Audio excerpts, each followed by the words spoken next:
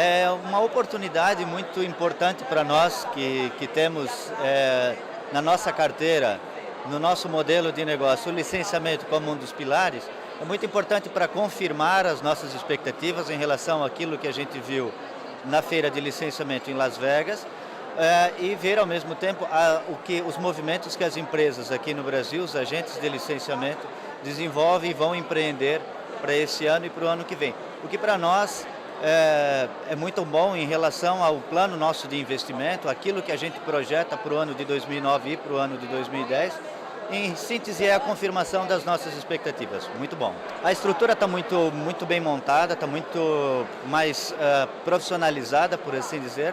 E pelo que a gente viu até agora, a qualidade das apresentações, ela está muito acima até daquilo que nós esperávamos.